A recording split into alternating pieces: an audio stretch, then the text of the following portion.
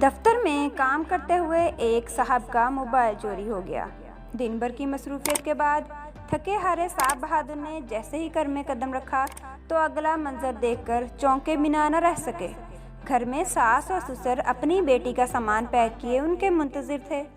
बेगम और सास ने आंखें रो रो कर सुर्ख कर ली हुई थीं, जबकि उनके दाखिल होने पर ससुर के माथे पर नफरत की लकीर अयां होने लगी।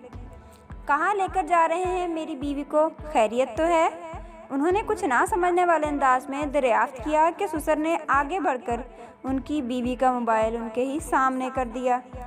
मैं तुम्हें 3 तलाक देता हूँ, बीवी को उनके नंबर से मैसेज आया था। मैसेज देखकर साहब ने ठंडी आह भरी और बताया, उनका तो मोबाइल सुबह से चोरी हो गया है। उन्होंने अपनी जेबें उलटकर सबको यकीन दिलाया तो उनकी बेगम अपनी माँ से लिपट कर रोने लगी और ससुर साहब ने टांगें बैठे बैठे दराज कर लीं। लेकिन चोर ने मेरी बीवी को तलाक का मैसेज क्यों किया? उलझन के मारे उन्होंने अपना नंबर डायल किया तो चोर ने फ़ोन उठाया। साहब बहादुर छूटते ही फट पड़े, कमीने इंसान, फ़ोन चुराया सो चुराया, मेरी बीवी को तलाक देने की क्या ज़रूरत थी?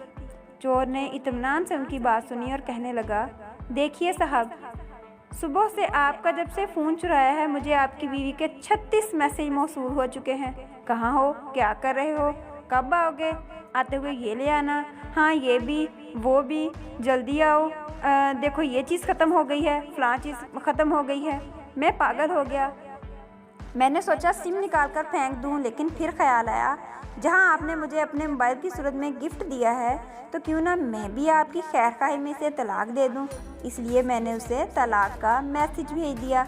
अब आपकी मर्ज़ी है, चाहो तो डिलीट कर दो, चाहो तो रिपीट। तो कैसी लगी आपको कहानी कमेंट बॉक्स में ज़रूर बताइएगा। उसके साथ ही अगर आप इस चैनल पर नए हैं तो हमारे चैनल को सब्सक्राइब करना मत भूलिएगा और बेल आइकन को भी प्रेस कर लीजिए ताकि आपको इस तरह के तमाम वीडियोस अखलाकी कहानियाँ टाइम से मिलती रहें। Thanks for watching.